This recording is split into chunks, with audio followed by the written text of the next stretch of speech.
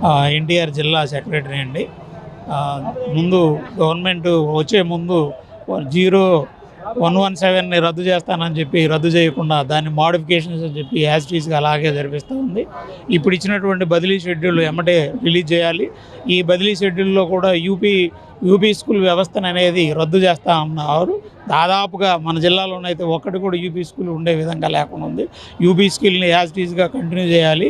UP స్కూల్ని రద్దు చేసినటువంటి సందర్భంలో యూపీ స్కూల్ నుంచి పిల్లలందరూ కూడా హై స్కూల్స్కి వెళ్ళే అవకాశం లేదంటే ఆడపిల్లలు డ్రాప్ అవుట్ అయ్యేటటువంటి అవకాశం ఉంది. కాబట్టి యూపీ స్కూల్ని యథావిధిగా కొనసాగించాలని కోరుకుంటా ఉన్నాం. అలాగే మాకు ఇవ్వాల్సినటువంటి డిఏలు కానీ పిఆర్సీ కమిషనర్ వెంటనే వేయాలి. పిఆర్సీ ఇంతవరకు వచ్చిన మరుక్షణంలోనే పిఆర్సీ కమిటీ వేస్తూ ఉన్నారు. పిఆర్సీ కమిటీ లేదు, ఐఆర్ ప్రకటించాలి అనే దాని మీద మేము ఈరోజు ఈ యూటీఎఫ్ తరఫున ధర్నా చేయడం జరుగుతుంది.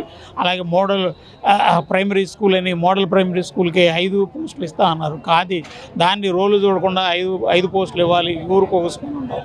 ఓకే, దాంతోపాటు యూపీ స్కూల్ని యథావిధంగా కంటిన్యూ చేయాలి అనే దాని మీద ఈరోజు మేము ఈ ధర్నా శిబిరంలో ఉన్నామని తెలియజేస్తాం. ఎక్కడండి ఈ విద్యా వ్యవస్థలో ఏ మార్పులు తీసుకొచ్చారు? 0117 రద్దు చేస్తున్నారు. ఏం రద్దు చేశారు? ఏం రద్దు చేయలేదు. అలాగే ఎటువంటి మార్పు రాలేదు. ఇంతకుముందు ఉన్నటువంటి విద్యా వ్యవస్థ ఎలా ఉందో ఇప్పుడు అలానే ఉంది. ఎటువంటి మార్పు ఇంతవరకు అయితే ఎటువంటి మార్పు రాలేదు. తెస్తా అన్నారు. ఇదంతా గవర్నమెంట్ స్కూల్స్ వ్యవస్థ లేకుండా చేయడం కోసం చేసేటటువంటి వెతుగాళ్లే తప్ప ఈ గవర్నమెంట్ స్కూల్ని అభివృద్ధి చేస్తామని ఒక పక్క చెప్తూనే రెండో పక్క ఇది నాశనం చేయడానికి ఉన్నటువంటి పరిస్థితులు కనపడతా ఉన్నాయి.